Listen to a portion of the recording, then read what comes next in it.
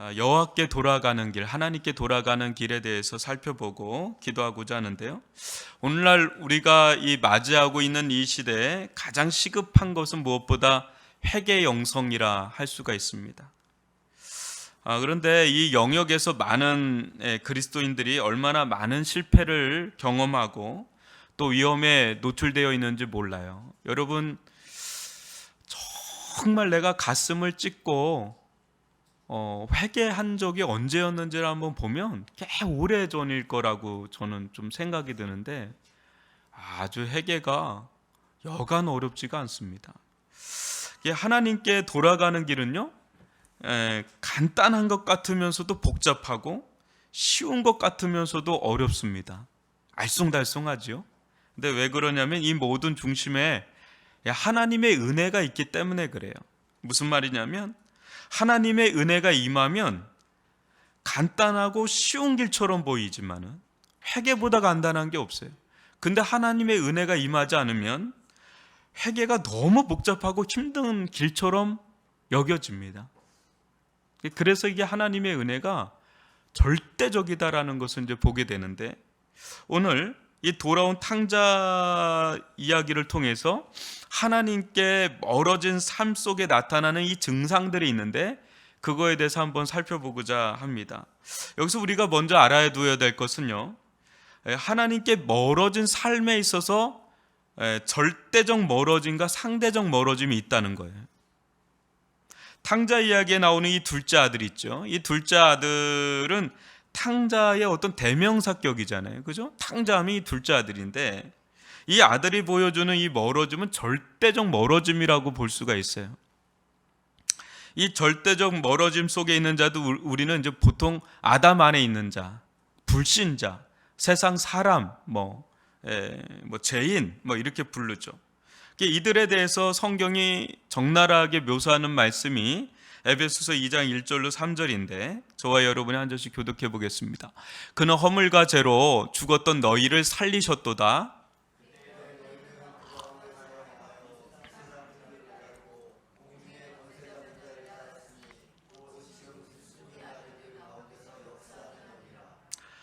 전에는 우리도 다 그 가운데서 우리 육체의 욕심을 따라 지내며 육체와 마음이 원하는 것을 하여 다른 이들과 같이 본질상 진노의 자녀였더니. 또 에베소서 4장 17절 20절도 한 절씩 교독해 보겠습니다. 그러므로 내가 이것을 말하며 주 안에서 증언하노니 이제부터 너희는 이방인이 그 마음에 허망한 것으로 행한 같이 행하지 말라.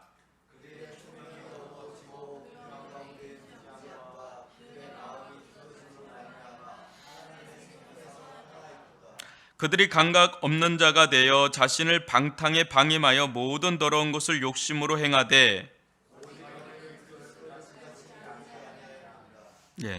이게 불신자에 대한 정확한 성경의 묘사예요. 불신자의 어떤 영적인 상태, 그들의 마음의 상태, 이런 것들을 아주 적나라하게 묘사한 말씀이 이 구절이란 말이죠.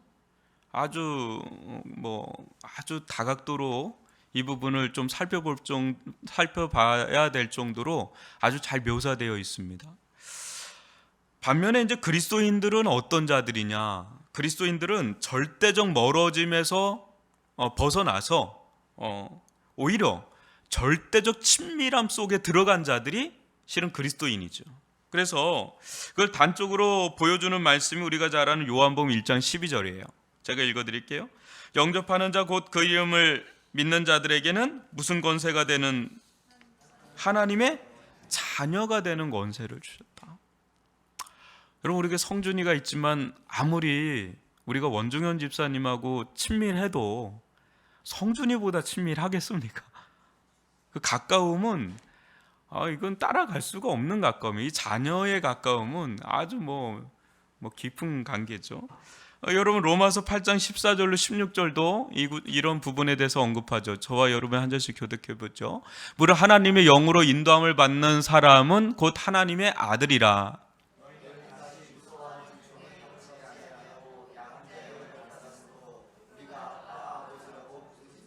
성령이 친히 우리의 영과 더불어 우리가 하나님의 자녀인 것을 증언하시나니 이런 대목들을 본다면 우리는 분명히 하나님의 자녀라는 거죠. 이 그리스도인은 하나님의 자녀라는 거죠. 여러분, 자녀가 되었다는 것은 실제 부부 관계보다 가깝습니까? 아니면 덜 가깝습니까? 어떻게 생각하세요? 예? 자녀가 됐다는 것은 부부 관계, 혈연 관계가 가까워요? 부부 관계가 가까워요? 실제 혈연 관계가 가까워요. 왜 요새는 하면 남남이다 그러잖아요. 근데 아무리 그래도 이 혈연 관계를 끊기가 어려운 거예요. 피로 맺은 관계는 굉장히 깊은 관계죠.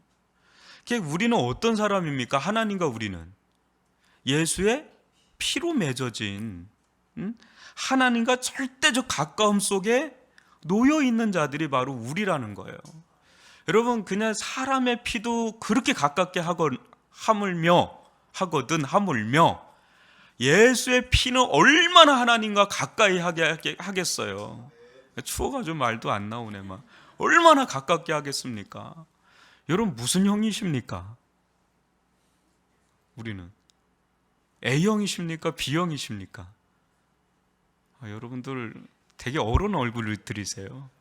우리는 뭐 예수형이잖아요. 그냥 예수로 하나 된 관계니까 얼마나 가까운 관계인지.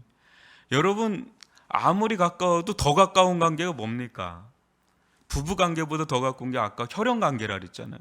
그보다 더 가까운 거는요, 예수의 피로 맺어준 우리 형제 자매의 관계가 더 가까운 관계인 줄 믿습니다.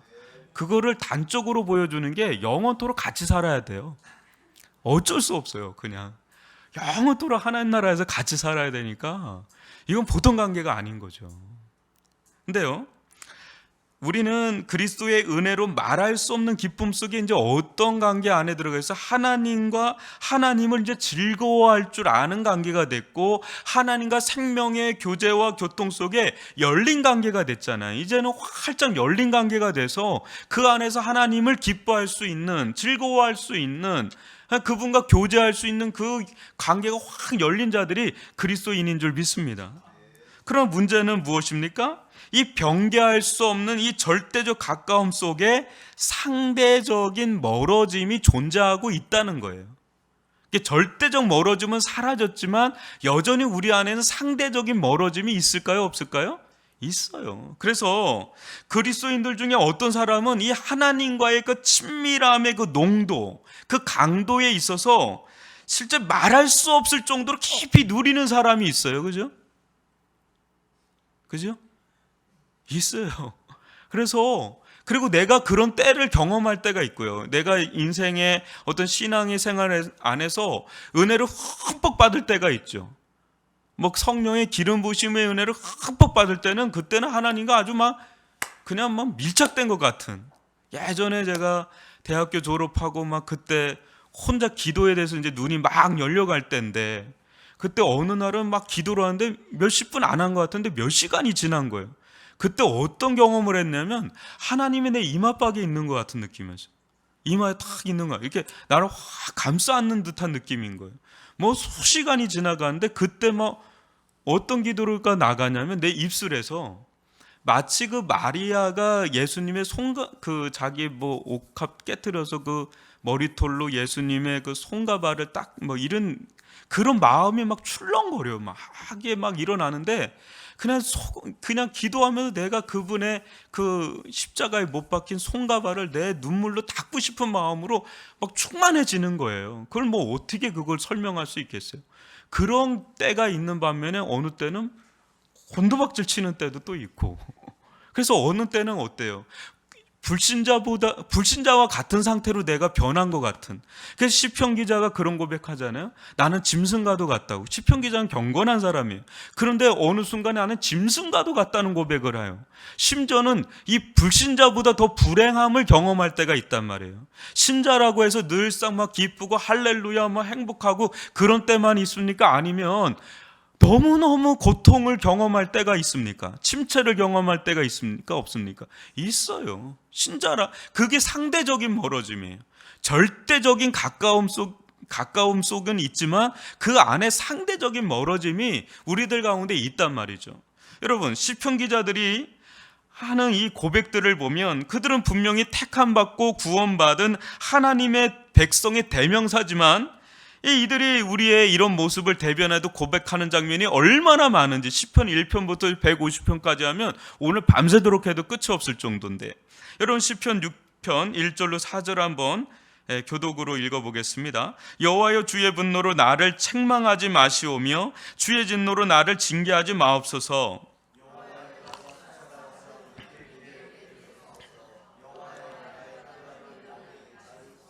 나의 영혼도 매우 떨리나이다. 여호와여, 어느 때까지니까?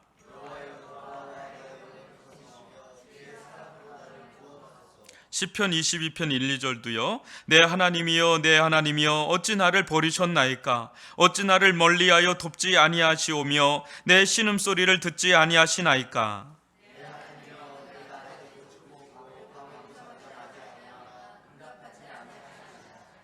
이 응답하지 아니하는 하나님을 경험할 때 이 시편 기자가 누렸을 그 하나님의 부재감은 상당히 고통스러운 겁니다. 여러분도 그런 때가 혹 있을 수 있어요. 또 시편 31편 9절로 10절입니다. 여호와여, 내가 고통 중에 있사오니 내게 은혜를 베푸소서. 내가 근심 때문에 눈과 영혼과 몸이 쇠약하였나이다.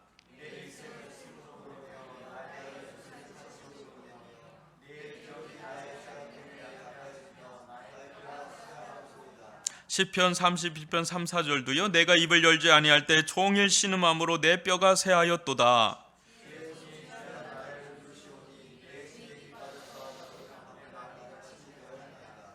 예, 이 지금 여러분들에게 소개한 이 시편들은 대부분 다윗이 쓴 겁니다. 여러분, 성경의 인물 중에 다윗보다 하나님의 사랑을 많이 받은 자가 없다는 말들을 모든 신학자들이나 목회자들이 이구동성으로 하는 얘기예요. 그러나 그보다 깊은 침체를 경험한 사람이 또 없을 정도로 이 다윗의 이런 경험이, 다윗도 이런 경험을 했다면 우리라고 예외일까요? 아니라는 거예요. 우리도 하나님의 말할 수 없는 사랑을 경험할 때도 있지만 하나님으로도 말할 수 없는 외면, 어떤 버림받은 듯한 느낌을 충분히 그런 때를 경험할 수가 있다라는 거죠. 여러분, 그런 가운데 우리의 영혼은 탄식 아닌 탄식, 호소 아닌 호소, 막 이런 걸로 뒤범벅이 돼서 뭘 어떻게 해야 될지 모르는 채로 그냥 그저 그 세월을 보낼 때가 왕왕 있다라는 말이죠. 우리가 이렇게 되는 이유는 다양해요. 무조건 이 모든 상황은 쟤 때문이다, 그렇게 단정 지을 수는 없어요. 그러나 오늘 특별히 이 누가복음 15장 말씀을 보면서 이 하나님의 품을 떠난 인간이 겪는 이 절대적 이 결핍, 그것과 아울러서 이 불신자와 같이 신자 또한 이런 경험을 할 수가 있는데, 그때 이 돌아온 탕자의 이야기를 보면서 하나님으로부터 우리가 멀어져 갈 때 어떤 일들이 일어나는지를 한번 오늘 말씀을 통해 살펴보자는 거예요. 아까도 얘기했지만 이 탕자 이야기는 절대적 멀어짐 속에 있는 자들의 경험입니다. 그네들의 이야기예요. 그러나 우리도 그와 비슷한, 비견할 만한 그런 경험을 할 수 있기 때문에 오늘 이 말씀을 자세히 좀 들여다보기를 원하는데요.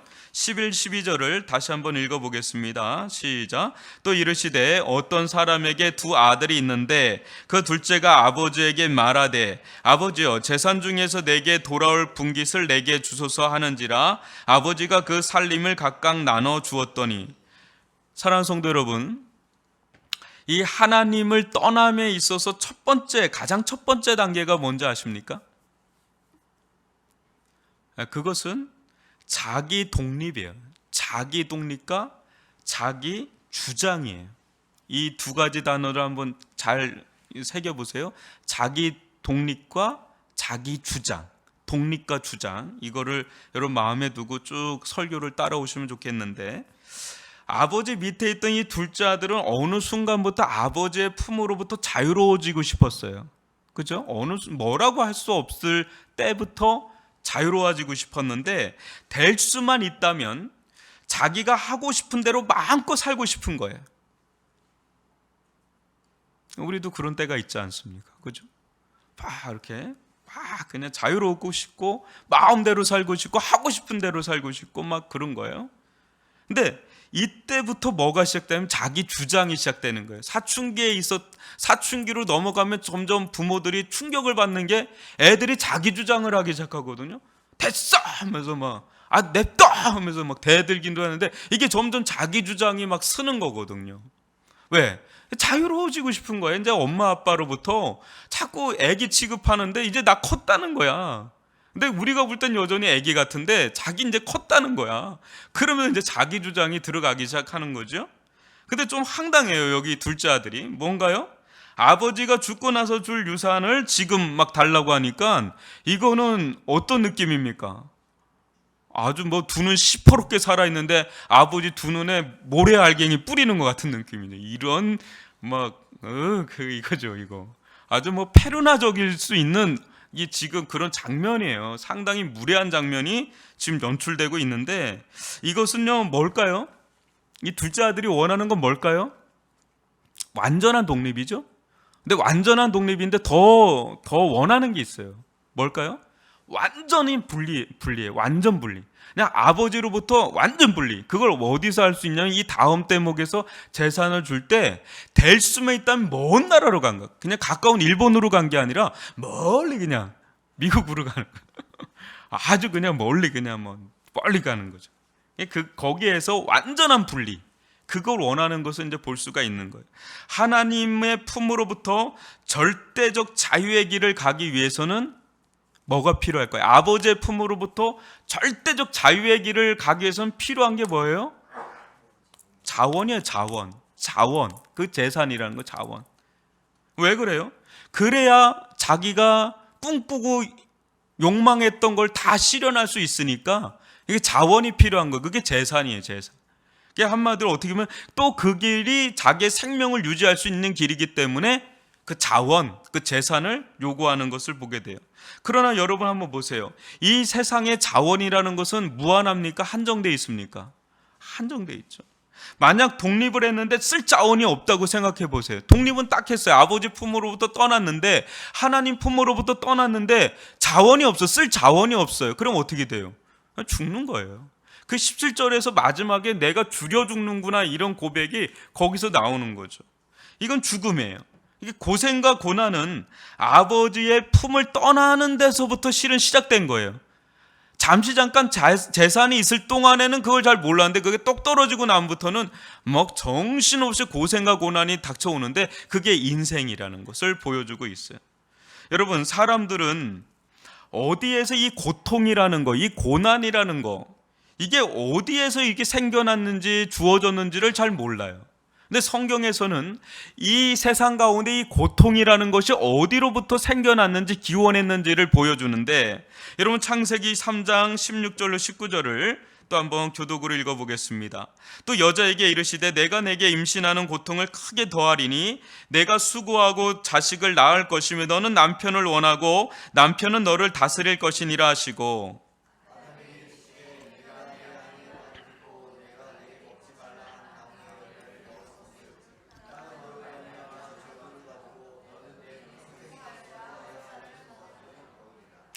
땅이 내게 가시덤불과 엉겅퀴를 낼 것이라 내가 먹을 것은 밭의 채소인즉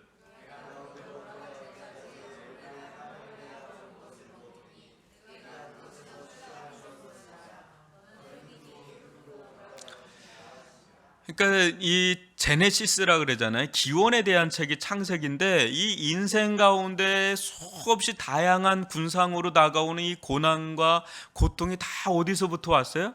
아버지와 같은 하나님의 품을 떠났을 때부터 인생 가운데 이런 것들이 다 흘러 들어오게 되는 거예요. 모든 은혜들은 사라져가고 이런 고난과 고통과 심지어 죽음의 전조 증상들이 막 일어나게 됐다는 거죠.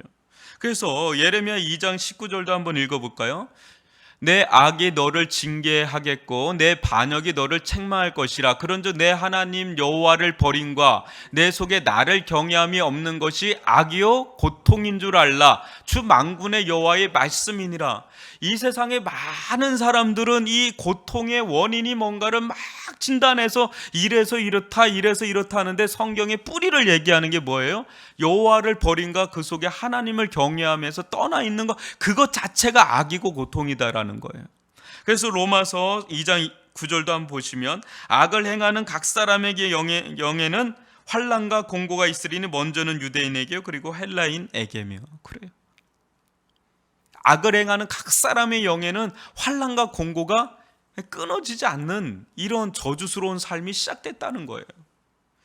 세상은요, 이런 고통 속에서 어떤 일을 하고 있냐면, 세상은 이런 세상 속에서, 이 유한한 어떤 자원을 가지고 있는 이 세상 속에서 보편적인 질서를 만들어 놨는데, 그것이 뭐냐면 이 한정된 자원을 유무상통하는 어떤 질서를 세팅해 놨죠. 그것을 우리는 보통 이 자본주의 사회라고 그래요. 실제 여러 가지 이데올로기들이 많지만 그 뿌리에는 자본주의라는 게 없는 사회는 없어요. 다 그게 다 있단 말이죠. 이게 돈이 아니면 한 나라가 쓸 수가 없어요. 운영이 안 되는 겁니다. 이게 돈으로서 모든 게 다 운영이 되게끔 세팅이 다 있어요. 경제적인 체제가 다 돼 있는데, 여러분 그거를 우린 재화 사회, 물질주의 사회 다양하게 불러요. 그런데 사람들이 이 돈이라는 거에 신껏 힘을 실어줬죠. 여러분, 이 5만 원짜리 신사임당 자체가 파워가 있습니까? 없습니까? 그냥 그거 자체로는 그냥 종이 쪼가리잖아요. 근데 이게 왜 힘이 있어요? 사회적인 합의가 들어간 거잖아요. 사회 계약을 한 거잖아요. 사람들이 거기다 힘을 잔뜩 실어서 준 거예요. 그러니까 이게 마치 어느 순간에는 신처럼 돼서 우상화 작업이 다 끝나버려서 이 물질이 들어가는 곳곳마다 물질이 안 들어가는 곳이 없어요. 물질이 어느 곳이나 다 들어가고, 누구에게나 어느 지역이나 다 돈은 들어가게 돼 있다. 물질은 다 들어갔단 말이죠. 그래서 정치의 영역 안에, 경제적인 영역 안에, 외교의 영역 안에, 이 국방의 영역 안에 물질이 안 들어가는 곳이 없어요. 그러니까 어느 때는 하나님보다 더 파워가 있는 것처럼 여겨질 정도예요. 제가 저번에도 그랬잖아요. 믿는 사람이 있는데 하나님을 믿어요. 근데 돈은 없어. 근데 큰 병 걸렸어요. 그거하고 하나님을 안 믿는데 돈은 많아. 근데 병이 걸렸어. 어떤 게 더 좋을 것 같아요? 느낌에. 후자가 더 좋은 느낌이 드는 거예요. 하나님이 물론 기적같이 역사해서 돈다발을 주시든지 병을 치유해 주실 수도 있어요. 근데 그렇지 않고 죽음을 맞이하는 경우도 비일비재하게 많단 말이죠. 근데 하나님을 믿지 않는데 그냥 돈이 많아서 치유돼서 사는 사람들이 있단 말이죠. 더 와닿는 거예요, 그게. 그러니까 이 물질이라는 파워가 이 세상 안에서 얼마나 파워 있는 걸로 올라가 있는지. 그래서 이 둘째 아들에게 있어서요, 완전한 독립을 원하는 이 둘째 아들에게 있어서는 아버지보다 뭐가 더 중요한 거예요? 재산이에요, 재산. 왜? 재산을 가지면, 이 재산, 물질, 돈을 가지면 자기가 하고 싶은 대로 다 할 수가 있어요. 마음껏 살 수가 있어요.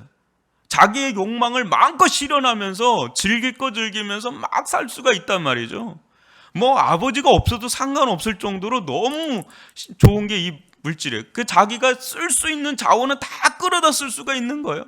자기가 원하는 사람들, 물질, 할 거, 먼 나라, 그 비즈니스 그 좌석으로 가기도 하고, 이코노미 좌석 탔다가 그걸 넘어가서 그렇게 타서 가기도 하고, 다양하게 할 수 있는 게 이 물질의 파워란 말이죠. 그때 이 둘째 아들은 페루나적인 발언일지는 몰라도 자기 주장을 강력하게 한 거예요. 나한테 돈을 달라고, 유산 달라고 강력하게. 이것이 바로 하나님을 떠난 전형적인 인간의 모습이에요. 여러분, 인간은 하나님의 품으로부터 떠나서 독립하려고 하고 그것이 자유인지를 착각을 하는데, 그 과정 속에서 어때요? 입에 담을 수 없는 엄청난 무례함을 하나님 앞에 막 쏟아내잖아요. 너무너무 무례한 얘기들을 막 거침없이 쏟아내거든요. 막 공개적으로 쏟아내요. 책으로도 쏟아내고, 신이 어디 있냐? 신이 있으면 나와봐라. 신은 죽었다. 니체는 막 그런 얘기도 했었고, 막 쏟아내잖아요. 사람들이 거침없어요. 이게 하나님께 얼마나 무례한지를 모르는 거예요. 아버지에게 지금 이 둘째 아들은 사형 선고를 하는 거거든요. 아버지, 유산 달라는 건 당신 죽으시오. 이 말과도 같은 거예요. 당신은 나에게 죽은 자요, 이런 거예요. 근데 실상은 아버지 앞에 이 아들이 죽은 자가 됐죠, 나중에는. 근데 자기가 아버지를 죽여버리는 거예요, 마음속에서. 없애버리는 거예요. 이게 인간이 지금 하나님을 마음에 없애버렸잖아요. 이게 인간이란 말이죠. 이 이야기 속에서 우리가 그걸 보는 겁니다. 아담과 하와는 하나님 품 안에서 모든 것을 누리며 산 자들이었죠. 그런데 사탄의 게임에 속아서 넘지 말아야 될 선을 넘었는데, 이는 하나님과 같이 되고자 하는 욕망 때문이에요. 이 욕망이 문제죠, 욕망. 근데 이 욕망은 활활 타오르는 마그마와 같습니다. 결국 그것이 분출하고 말았을 때 이미 하나님을 향해서는 자기 독립을 했고, 독립선언을 하고 자기 주장의 길로 들어선 때였죠. 이 모든 자원이 이 아버지로부터 다 이 아들에게 흘러 들어온 것처럼 모든 자원이 하나님께로부터 다 흘러왔음에도 불구하고 그것을 완전히 무시하고, 그로부터 흘러나온 이 모든 것들이 마치 자기 것인 양 마음대로 이제 쟁취하는 일들이 이 세상 가운데 막 이제 벌어지게 되는 일들이 막 일어납니다. 이때 쟁취를 통해서 어때요? 이 인류의 역사를 쟁취의 역사라고 부르잖아요. 어때요? 많이 가진 자들, 또 적게 가진 자들이 계속해서 이 세상 가운데는 나오기 시작을 하는데, 많이 가진 자들은 어떻게 돼요? 점점 자기가 하나님과 같이 되려고 또 하나님과 같은 행사를 해요. 그냥 막 얘기를 막 해버려요. 지금 제가 볼 때는 몇몇 최정상급에 있는 지도자들이 그런 말을 막 내뱉는 거야. 자기가 모든 걸 다 가진 것 같은 느낌인 거죠. 네, 또 반면에 이 적게 가진 자는 많이 가진 자들을 어느 순간부터 신처럼 받드는 경향이 생겨버리는 이런 아주 혼란한 세상이 막 이뤄지게 되는 겁니다. 이 세상을 한번 보십시오.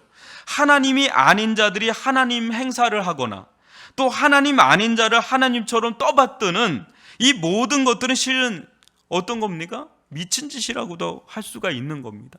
강기 어린 세상, 혼란한 세상, 무질서한 세상, 어두운 세상, 그것이 지금 우리가 발을 딛고 있는 이 세상의 현 주소란 말이죠. 하나님을 떠난 인간의 실존을 아주 적나라하게 보여주는 모습들이 우리가 매일같이 보고 있는 우리의 이 세상입니다.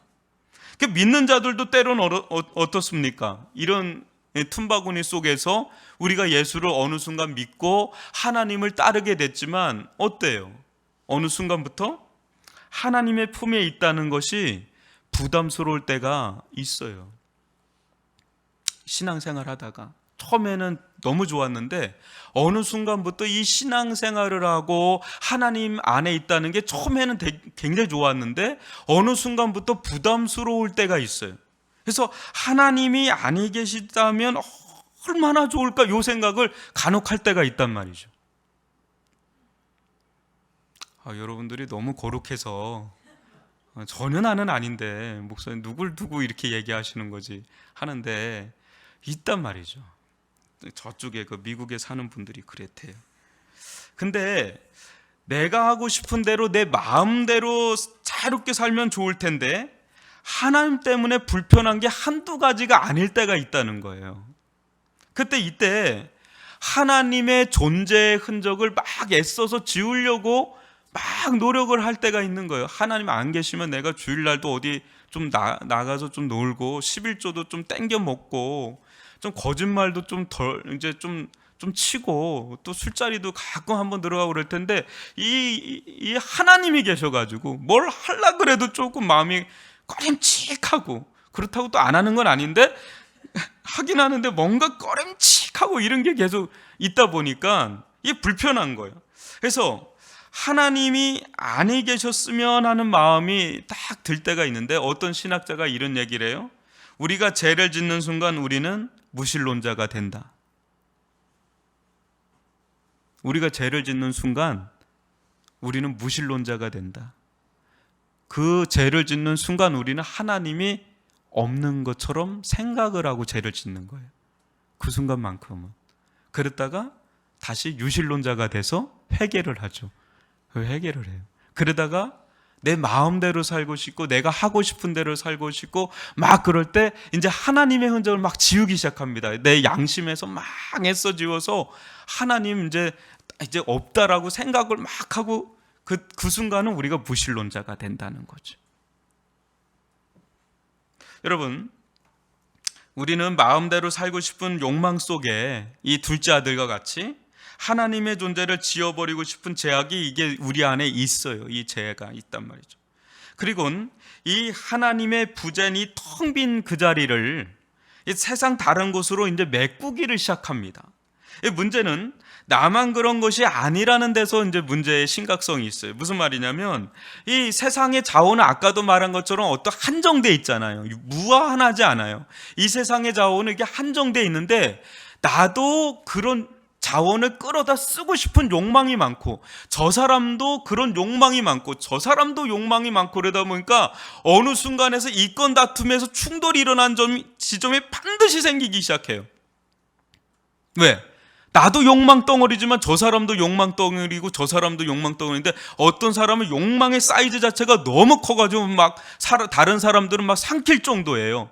그런데 이런 것들이 뭐 한두 사람이 아니니까 거기 속에서 욕망과 욕망은 끊임없이 충돌을 계속해서 한단 말이에요. 그것도 한 가정 안에서도 충돌이 일어나고 한 조직 안에서도 충돌이 일어나고 한 나라에서 충돌이 일어나고 나라와 나라 사이에서 충돌이 일어나고 계속해서 이런 일들이 막 일어납니다. 이게 이제 세상의 비극이 시작이에요. 계속 충돌이 일어나는 지점에 수많은 피 흘림이 또 일어나고 뭐 이런 것들은 세상의 전 세계 뉴스를 보면 너무너무 끔찍한 일들이 얼마나 많은지 몰라요. 우리 나라 안에서도 마찬가지고요. 이게 세상이 왜 이렇게 됐는지 그 뿌리가 다 거기에 있다는, 하나님의 품을 떠났을 때 이 한정된 자원을 서로 빼앗기는 그런 사이 속에서 이런 일들이 진행되고 있다는 겁니다. 우리들도 때때로 하나님이 아닌 다른 그 무엇으로부터 자유를 얻고 싶고 기쁨을 얻고 싶고 즐거움을 얻고 싶고 평안을 얻고 싶고 안식을 얻고 싶을 때, 그럴 때가 있어요. 그때 점점 하나님이 아닌 다른 것에서 그거를 얻고 싶어 할 때 점점 자기 주장이 일어나고 자기 독립적인 성향이 아주 강해지는 그런 게 막 일어나게 될 때 절대적으로 부재하는 일이 뭐냐면 기도를 안 해요. 기도 안 한다니까? 왜? 독립선언을 한 자가 무슨 기도를 해요? 기도는 아버지께 계속 구하는 건데 자기 힘으로 살겠다는 거예요. 자기 힘으로 막 살겠다는 그 힘이 강해지면서 뭐가 사라져요? 하나님을 의지하고 의존하고 기도하는 게 약해지면 이제 그게 강해지는 거예요. 내가 이제 강해지기 시작하는 거예요. 내가 독립하고 내가 내 주장으로 막 살고 싶은, 하나님 말씀은 이런데 나는 이렇게 살겠다, 나는 이런 계획으로 살겠다, 나는 이런 내 뜻대로 살겠다, 막 이런 것들이 이제 강해지는 때가 이제 그런 때예요. 하나님이 아닌 다른 걸로 그걸 메꾸려고 할 때부터 이런 일이 일어난다는 거죠. 이게 점점 하나님 안에 있기를 거부하는 마음이 생기는 거예요. 우리들 안에. 이게 하나님보다 끌리는 무엇이 있어요. 그것이 무엇이 되었든, 물질은 무엇이 되었든 뭔가 다른 거에 끌리는 거예요. 하나님에게 끌리는 게 아니라 뭔가 다른 거. 이때 그 이 물질은 하나님이 아닌 다른 그 무엇을 얻기 위한 수단으로 절대적으로 이제 필요한 거예요. 물질이 있어야 내가 하나님이 아닌 다른 거를 막 얻을 수가 있는 데 있어서 자유로워질 수 있기 때문에 계속 이제 돈을 막 추구하는 경향이 강해지는 거예요. 그런데 이 문제가 또 여기서 뭐가 있냐면, 하나님을 떠나면 자유로울 것 같고 뭔가 만족이 일어날 것 같고 뭔가 채워짐이 있을 것 같은데, 문제는 뭐냐면 하나님을 떠나면 떠날수록 우리 욕망의 사이즈가 점점 커져요. 욕망의 사이즈가 커지면 커질수록 얻는 거는 많은데 그만큼 또 욕망을 채울 수가 없을 정도로 욕망이 커져요. 마치 이게 막 팽창하듯이 이게 커진단 말이죠. 이거는 이전에는 경험하지 못했던 부분이, 하나님 안에 있을 때는 경험하지 못했던 것을 하나님을 떠났을 때 이런 경험을 하게 되는 거예요. 내 욕망이 생각보다 굉장히 크구나. 이게 좀처럼 채워지지가 않는구나. 저만큼 올라가면 채워질 줄 알았는데 그 자리에 올라가면 또 그 어떤 자리에 올라가면 또 더 이게 계속해서 증가된다는 것을 몰랐던 거죠. 근데 그 일이 계속해서 내 영혼의 빈자리를 다른 하나님이 아닌 다른 그 무엇으로 계속 채우려고 하는데 채워지지가 않으니까 더 하면서 어떻게 거기에 매이게 되고 돼서 그게 자유의 길인 줄 알았는데 어느 순간부터 내가 처음에는 컨트롤하고 갔는데 나중에는 그게 나를 이제는 컨트롤하면서 나를 끌고 가요. 처음에는 내가 뭔가를 주도적으로 끌고 갔는데 어느 순간에 거기에 포로가 돼서 욕망의 포로가 돼서 끌려가고 있는 그런 내 자신을 어느 순간에 발견하게 된다는 거죠. 이게 인간이에요. 인간의 이 영혼의 빈자리를 누가 채울 수 있겠어요?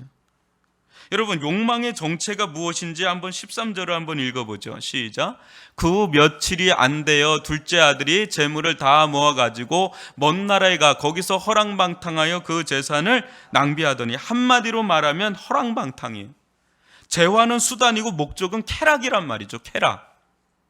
사람마다 쾌락의 지점과 동류가 달라도요, 동일한 것은 누구나 다 즐거움과 기쁨을 위해서 산다는 거예요. 여러분들 가운데 나는 우울하게 살고 싶어, 나는 슬프게 살고 싶어, 이런 사람, 난 불행하고 살고 싶은 게 내 소원이야, 하나님 저 불행하게 해주세요, 이렇게 기도하는 사람, 원하는 사람 단 한 사람도 없어요. 어떤 모양으로든 기쁨을 추구합니다. 어떤 모양으로든 행복을 추구하고 어떤 모양으로든 즐거움을 추구한단 말이에요. 여러분들 마음 가운데 즐거움과 기쁨이 없다면 그건 심각한 거예요. 그건 사는 게 아니에요. 뭐래도 그냥 드라마 하나라도 내가 사는 이유다. 난 저 드라마 때문에 내가 그나마 이 고달픈 인생 산다. 베가본드 뭐 이런 거 막 있죠. 뭐래도 즐거움이 있어야 살잖아요. 뭐래도 즐거움, 기쁨이 있어야 살잖아요. 그게 인생을 살게 만드는 힘을 주는데, 여러분, 사람마다 뭐 그게 가족이 될 수도 있고 뭐 성공이 될 수도 있고 명예나 권력이나 뭐 쾌락을 주는 뭐 다양한 요소들이 있는데, 그 뿌리가 다 뭐냐면 자기 만족이 있고 또 자아 성취가 있고 그게 자아 확장이 거기 있죠. 그러니까 내가 진짜 행복하고 싶고 내가 즐거우면 되는 거죠. 내가 행복하면 되는 거예요. 근데 여기서 어떤 일이 일어나냐면 인생의 낭비가 여기서 진행이 되기 시작해요. 여기 말씀에 보면 마치 나무를 그냥 딱 뽑았을 때는 나무가 살아있는 것 같아요. 근데 실은 어때요? 뿌리가 뽑힌 순간부터 실은 서서히 말라가고 있는 거거든요. 실은 낭비되고 있는 거죠. 그랬어요. 점점 우리도 인생도요, 어느 순간부터 시간이 지나면 지날수록 이제 모든 것으로부터 분리되기 시작하고 소멸되는 현상이 나타나죠.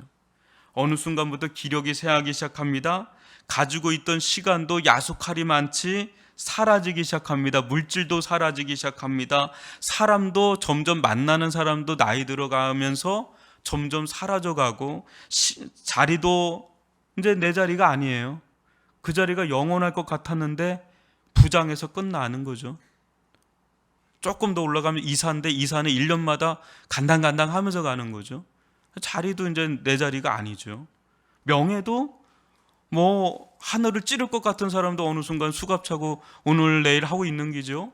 권력도 어때요? 엊그제만 해도 막 그냥 이 세상이 다 내 세상 같은 권력이었을 거라고 생각합니다. 근데 권력도 이제는 점점, 지력도 인생의 목적으로 삼았던 그 모든 것들이 점점 나에게서 떠나가는 일들이 일어난단 말이에요. 인생이라는 게 그렇게 점점 가면서 점점 소멸되는 길로, 죽음의 길로, 낭비되는 길로, 소진되는 길로 계속 가고 있는, 어느 순간부터 태물 취급을 받는 그런 일들이 일어나지 않습니까?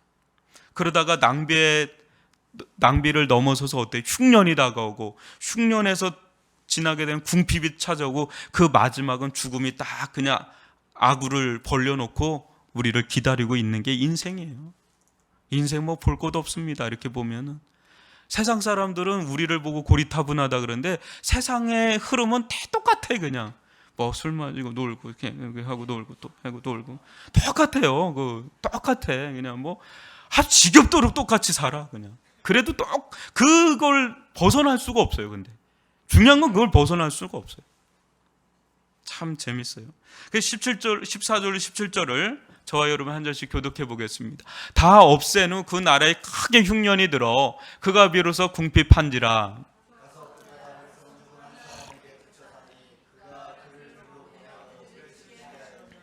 그가 돼지 먹는 지엄 열매로 배를 채우고자 하되 주는 자가 없는지라.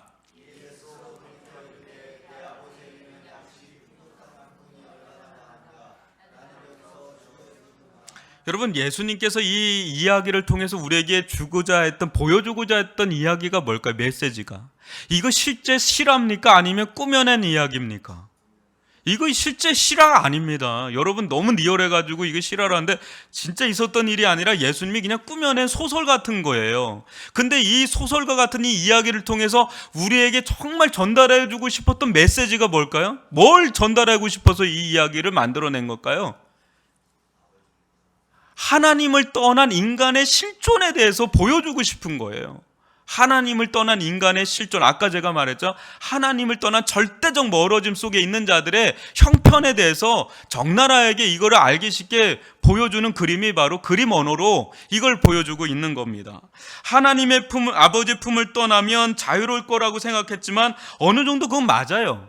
그래, 어느 정도 시기 동안은 자유롭습니다. 그야말로. 그러나 그것이 다가 아니라 어느 순간부터 세상에 다시금 포로가 되는, 아버지에게 포로가 된 것처럼 살아서 아버지를 떠났는데 또 다른 주인이 세상에 있다라는 걸 몰랐던 거죠.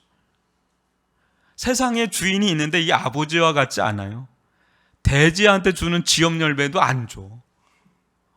무서운 겁니다. 세상이 얼마나 무서운지 죽어가도 눈 하나 깜짝 안 하는 게 세상이에요. 왜? 내가 살고 봐야 되기 때문에, 이 사람이 죽든 말든 내가 살고 봐야 되기 때문에 그렇게 여유가 없어요. 무섭습니다.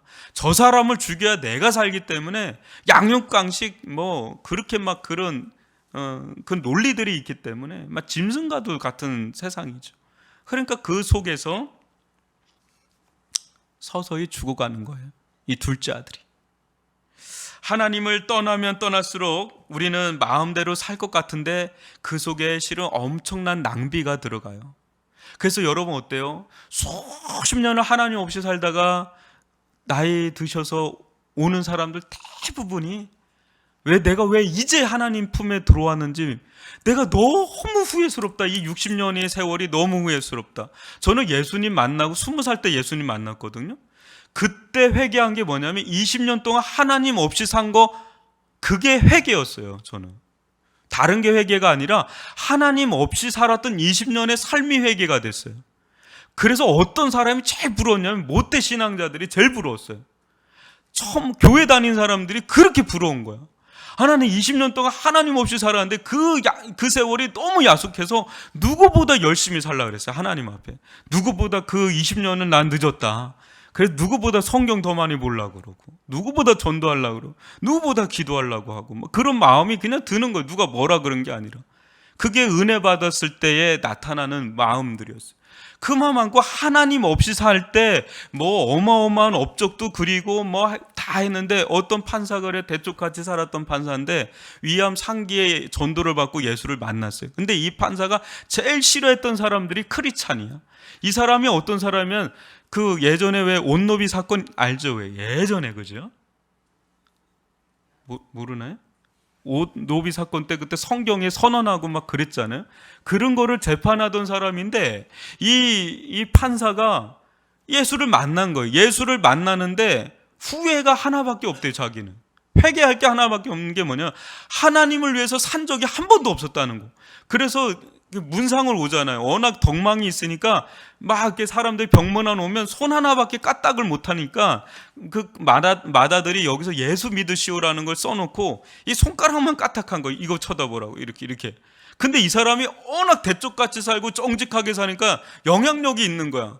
그래서 죽기 한 달 전에 이거 했는데 이것 때문에 예수 믿는 사람이 많아진 거예요. 그분이 그 세월, 그 한 달의 세월이 자기가 그 장구한 세월보다 훨씬 가치 있게 산 세월이랐다는 거예요. 이게 하나님 품에 들어왔을 때 야, 이게 비로소 내가 뭘 낭비했고 얼마나 소진되는 삶을 살았는지를 비로소 아는 거예요. 그러기 전까지는 몰라요. 아무리 얘기해도 완전히 파산돼서 죽기 직전까지 가야, 하나님 품에 돌아와야 그걸 알까? 몰라요. 몰라. 이건 알 수가 없는 길이라는 거죠. 여러분, 참 불쌍한 영혼들이 얼마나 많은지, 이것이 비단 이 불신자들만의 얘기가 아니라 신자들 중에서도 하나님 안에 있지만 또 예수 그리스도 안에 있지만 마치 둘째 아들처럼 그 품에서 떠나려고 시도하는 이들이 얼마나 많은지 모릅니다. 우리들도 마찬가지예요. 자유로울 수가 없어요. 그때 잃어버리는 고통이 있는데 이 불신자들보다 더 큰 고통을 당할 수가 있어요. 로마서 8장 13절인데요. 읽어봅시다.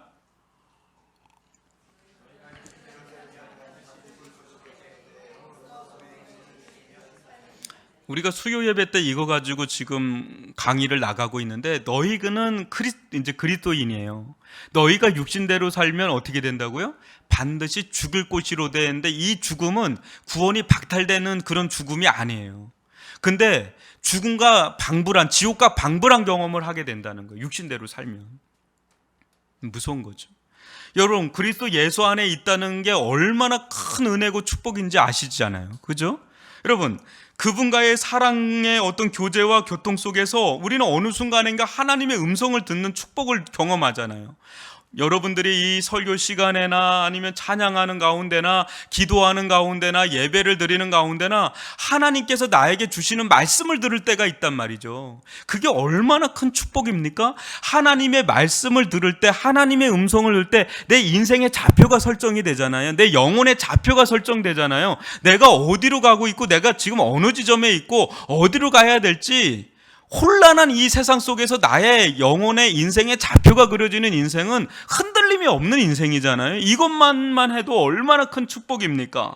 또 여러분 어때요? 하나님의 안에 있을 때, 예수 그리스도 안에 있을 때 우리의 기도의 문이 열리고 거기서 응답을 경험하는 일들이 일어나잖아요. 기가 막힌 웅덩이에 빠져 있는데 어느 순간인가 하나님께서 살아계셔서 내 인생 가운데 은혜를 베풀기 시작하고 응답을 해주시는데, 이거는 사람의 힘으로는 할 수 없는 길을 열어주실 때가 있잖아요. 그때 막 할렐루야를 외치게 되잖아요. 물론 나도 열심히 살아요. 애를 쓰면서 사는데 내 힘의 영역을 넘는 영역들이 얼마나 이 땅 가운데, 내 지혜를 뛰어넘는 영역이, 내 능력을 뛰어넘는 영역이 얼마나 많습니까?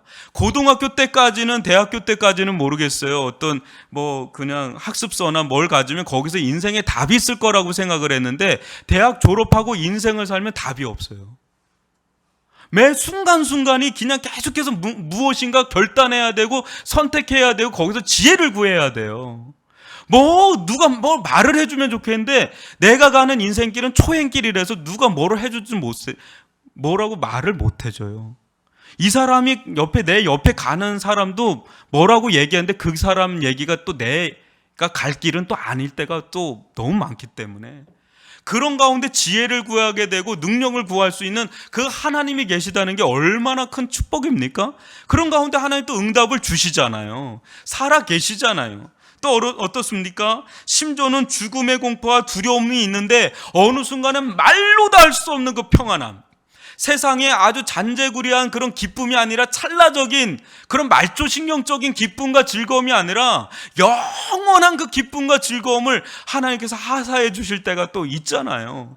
그러니까 예수 그리스도 안에 있다는 것은 얼마나 커다란 은혜인지 축복인지, 오늘 이것만 얘기해도 한량 끝도 없습니다. 지난주까지 우리 뭘 살폈습니까? 성령에 대해서 살폈잖아요. 성령의 기름 부으심의 은혜가 있죠.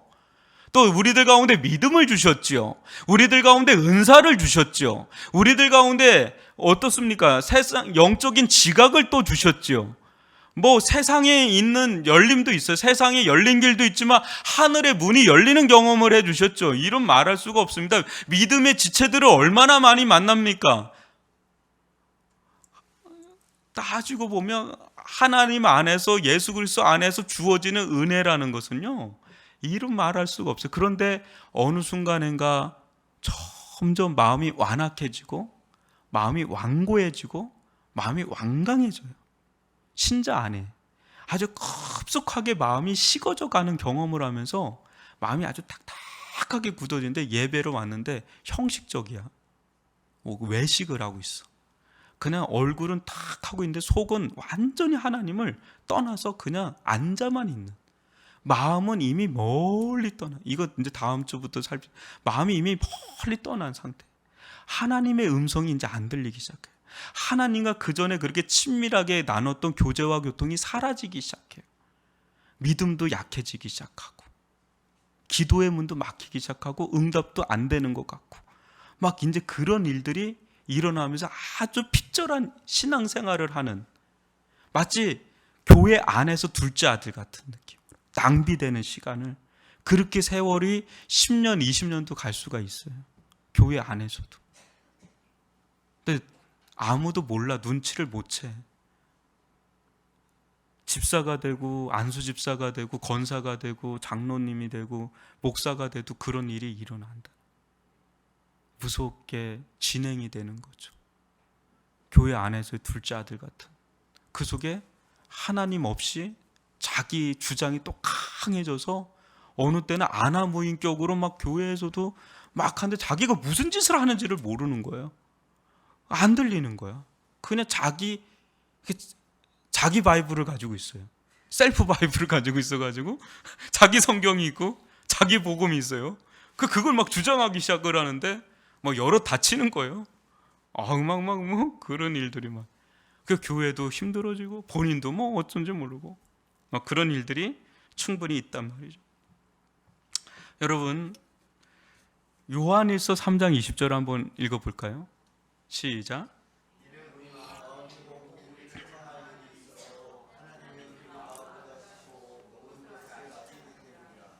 여기서 여러분 유명한 대목이 나오죠. 우리 마음보다 크신 분은 누굽니까? 하나님밖에 없어요.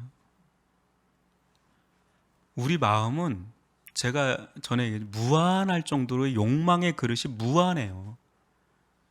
다만 능력이 없어서 그거를 안 분출하는 거예요. 만약에 여러분 우리 중에 대통령 자리라든지 CEO 자리에 올라가잖아요. 그 사람들 욕할 게 아닙니다. 우린 더한 사람이 될 수도 있어요. 그런 능력과 여건이 안 돼서 그 욕망을 자꾸 줄일 뿐이지 어마한 아주 그릇된 욕망 덩어리예요. 그런데 이 마음의 이 무한한 크기를 누가 메꿀 수 있겠냐고요. 뭐가 메꿀 수 있냐고요. 아무리 왜 저 사람은 저렇게 될까? 저 정도 되면 만족하면서 살아야 되지 않나? 절대 만족이 안 돼. 왜? 자기 욕망이 컨트롤이 안 돼요. 이게 너무 커가지고. 근데 하나님은 우리 마음보다 크시고, 그러니까 하나님을 떠나버리면 답이 없어요. 그 터진 웅덩이가 돼가지고 들이붓는 순간에 또 빠지고, 들이붓는 순간에 빠지니까 하나님을 버림 자체가 고통이라는 거예요. 그래서 여러분, 요한일서 2장 15절로 17절로 한번 읽어봅시다. 이 세상이나 세상에 있는 것들을 사랑하지 말라. 누구든지 세상을 사랑하면 아버지의 사랑이 그 안에 있지 아니하니,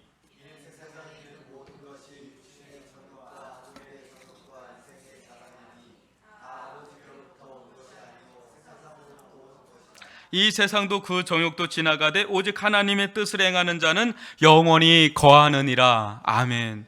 영원히 거할 수 있는 길은 하나님의 사랑이 우리 안에 거할 때. 근데 우리 안에 다른 것이 잔뜩 껴있으면, 여기에 여러분 다른 게 잔뜩 껴있으면 여기 아무리 부어도 다 흘러 넘치는 것처럼 채워질 수가 없다는 거죠. 여러분, 회복의 길로 가는 길은, 또 인생이 낭비됨이 없는 길로 가는 길은 하나님께로 돌아설 때인 줄 믿습니다. 하나님께 우리는 목사님, 그럼 저를 보고 제가 있다는 거예요? 그게 아니라 우리는 끊임없이 계속해서 유턴해야 되는 자예요. 계속해서 터닝 작업이 끝나는, 죽는 그 순간까지는 터닝 작업이 이루어져야 되는 줄 믿습니다. 터닝 작업이 이루어지면 이루어질수록 하나님 안에 있는 그 부요한, 이 아버지 품 안에 있는 부요함이 계속해서 흘러 들어오게 될 줄 믿습니다. 흘러 들어와서 풍성할 뿐 아니라 어느 순간에서 흘러 넘치는, 이 둘째 아들이 아버지 품에 들어왔을 때 아버지가 회복의 옷을 입혀주는 것처럼 우리가 하나님 품으로 돌아오면 돌아올수록 우리의 누더기 같은 세상의 옷들은 다 벗겨 벗겨버리고 새로운 의의 옷으로, 새로운 긍휼의 옷으로, 새로운 회복의 옷으로 우리를 입혀주실 줄 믿습니다. 우리들 가운데 이 하나님께로부터 멀어진 이 거리감이 얼마나 좁혀지는지가 우리의 관건이에요. 하나님은 계속해서 기다리고 있고 계속해서 팔을 벌리고 있고 우리를 안겨주고 싶어하는 게 하나님의 마음이라면, 이 아버지가 계속해서 둘째 아들 가운데 기다리고 있었던 것처럼 둘째 아들만 돌아오면 돼요. 아버지는 둘째 아들에게서 거리가 멀지 않아요. 다만 둘째 아들의 거리가 먼 나라예요. 그 먼 나라에서 가까운 나라로, 가까운 나라에서 지역으로 해서 하나님께 돌아오는 작업을 해나갈 때, 그때 하나님과 만나고 그 하나님의 풍성한 안으로 들어가는 은혜를 경험하게 될 줄 믿습니다. 하나님, 우리들 가운데 이 하나님으로부터 멀어져 나갈 때 어마어마한 낭비가 시작되는 거예요. 어마어마한 낭비. 지금도 여러분 아실 거예요. 지나온 삶 보면 너무너무 아까운 시간들, 세월들이 있을 겁니다. 다시는, 지금도 늦지 않았다는 거. 지금이라도 계속 유턴하는 작업으로 하나님께 돌아오는 일들을 할 수 있기를 주님의 이름으로 축원합니다.